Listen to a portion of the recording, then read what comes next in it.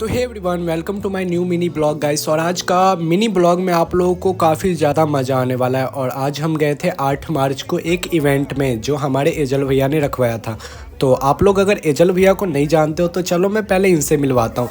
तो गाइस ये देख लो, हमारे एजल भैया यही हैं। इन्होंने ही पूरा ये मीटअप रखवाया था और यहाँ पे सारे क्रिएटर आए थे और हमारे सिंगर अमित भैया भी आए थे। तो आप लोग देखो, अमित भैया भी आराम से मज़े लेके सूप पी रहे हैं और सारे जितने भी क्रिएटर हैं ना, सबको बुलाए थे। लेकिन सबसे मुझे एक बुरा लगा कि यार कि हम वहाँ पे कुछ खा नहीं सके क्योंकि हमारा व्रत था। हम लोग साइड में बैठे थे, ये देख रहे हो।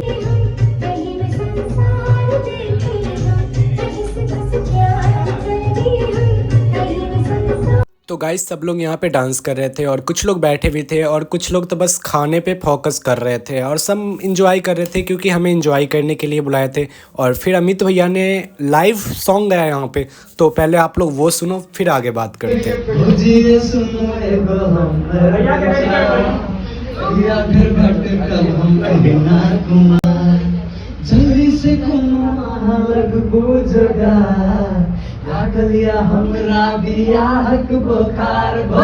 गाइस फिर सॉन्ग गाने के बाद फिर हमें एक अवार्ड दिया गया। तो पहले आप लोग ये देखो गाइस।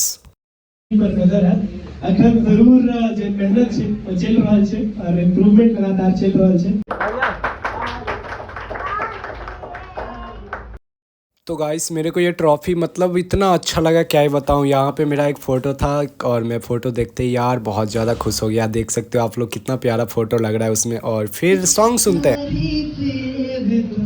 सच है कुछ भी नहीं, तुमको पाया है तो जैसे खोया हूँ।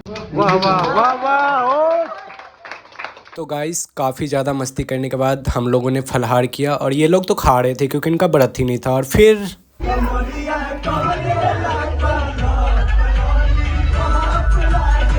तो गाइस घर आने से पहले एक बार हम लोगों ने बहुत ही शानदार डांस किया और मतलब मज़ा ही आ गया, क्या ही बताऊं। तो गाइस आज का वीडियो यही था, तो आप लोग वीडियो को लाइक कर दो। Thank you so much.